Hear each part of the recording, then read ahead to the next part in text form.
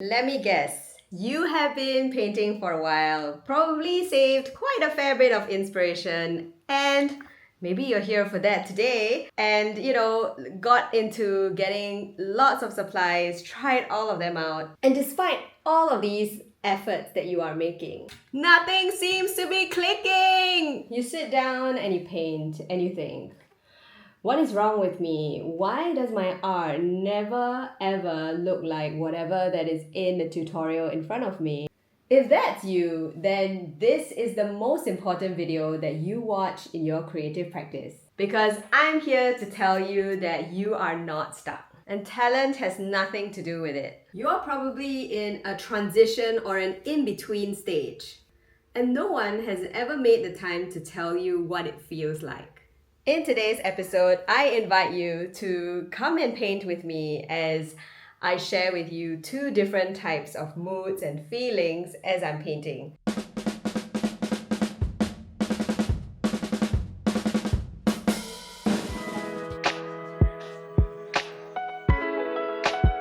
So I've just come out from a really scroll heavy week. I have been spending most of my time gathering as much inspiration as possible, and now I'm fully fired up, so inspired, so many ideas that are just firing in my head. And I wanna kind of show you how that looks like when I am going to be translating my scroll heavy week, all 17 ideas basically, just on my paper. Now, this is exactly how it's gonna look like, and I hope you enjoy it. Right, we are going to get started. So in full transparency, the paper that I'm using is 100% cotton paper. So that means the effects are going to be different if you're going to use a different type of paper. Another thing is that my brushes are brushes that I've been using for a while, so they are not student grade brushes. The next thing that I want to be transparent about is the paint set that I'm using as well. These are professional paints. So as a result, the reason why I'm bringing up the full transparency bit is because it is going to look different from yours just because of the quality and the types of resources that I've picked. Now let's get started.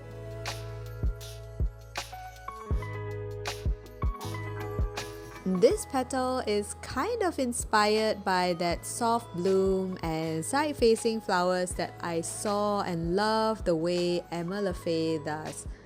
But then halfway through, I panicked realizing that I did not dip my brush in water and there were streaks of some other color that was in my brush.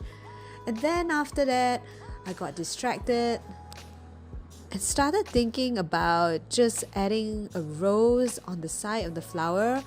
And I started off with this inspiration from Jolly Pois. I love her roses, but somewhere along the line I just could not control how big it was going, and all of a sudden it feels like there are so many voices talking in my head at once, and I don't know who I'm painting like anymore.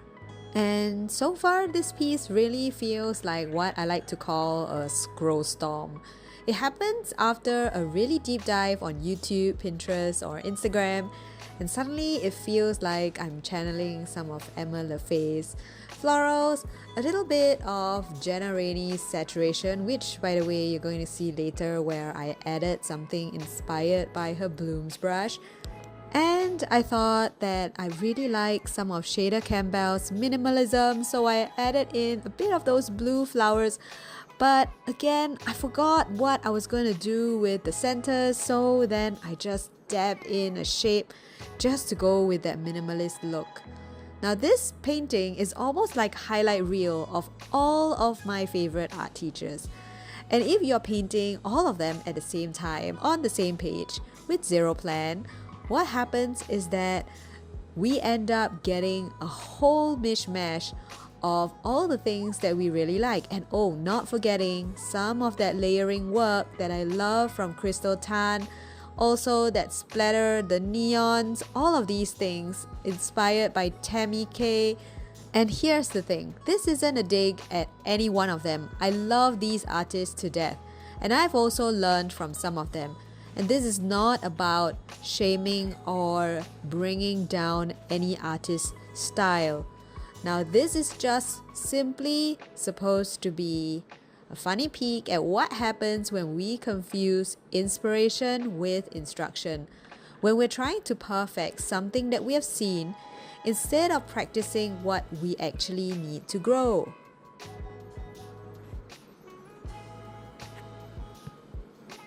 Alright friends, so I wasn't painting with so much intention. I was actually painting with input overload, with so much of inspiration that I have in my head and feeling that excitement of just wanting to put everything on the paper. This could be possibly what happens.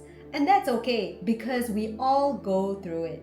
So now I want to show you how it looks like to paint with more intention and purpose, knowing what my current stage in the artist passage is so that I know how to apply the skills that matter to my practice right now.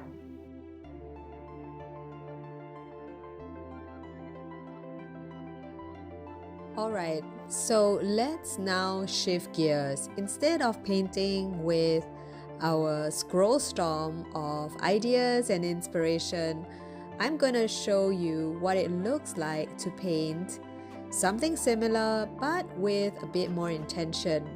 I am treating this painting as a stage 3 practice, and that means that at stage 3, I've already built some foundation. I'm comfortable with how my brush behaves, how much water I have in my brush, and I've also got enough muscle memory not to overthink every stroke. Now first, I'm going to be starting with my floral silhouettes. I'm thinking about the perspective of each flower. Are they front facing? Are they tilted? Are they partially hidden? Or are they behind another flower? That awareness anchors the whole piece in its believability and composition. Now the next thing is color planning. I'm limiting myself to just a few colors. This helps me to make the painting feel more cohesive, and it also gives me more freedom to play with color values and also softness. Instead of chasing after a rainbow of colors, I am asking myself, what kind of mood do I want, and how can I let these colors that I've chosen harmonize without competing with each other? Now, as I paint, I am not rushing. I am paying attention to how wet my paper is. I'm watching how the pigment moves, and I'm also letting timing to guide the flow of this painting and not just based off instinct. Now, I'm also thinking about injecting in movement, like twining my stems or having leaves that are pointing in different directions. It isn't random, and instead I'm thinking about where I want the eye to travel, what direction I want this painting to feel like it is moving in.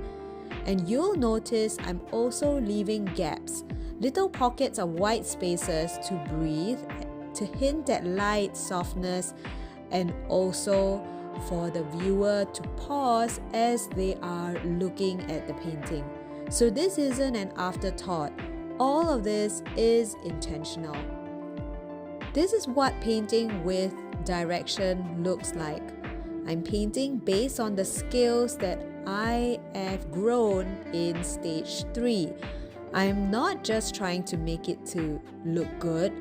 Instead, I'm focusing on practicing restraint, perspective, color harmony, and light, because I know that these skills matter at this stage of my practice. So if you're in stage 3, the traveler, you're probably right here with me. You got that control, you're craving some depth, and you're ready to let your artwork feel more like you. Most artists don't realize that they have outgrown the passive learning stage. And it's not so much that you are stuck, but rather you are shifting. You can follow tutorials, but they don't excite you anymore. And you feel restless, but you're not sure of what more you can do. And this really is the threshold or the in-between transition stage between our two stages wanderer to traveler. You don't need more inspiration nor tutorials. In fact, what you need to focus on is what you are already able to do, build on it, and see how to apply skills. Now, I've also done a video on how exactly we can apply our watercolor skills, and that video might be a great next step if this video was fun for you. I can't wait to see you again next week.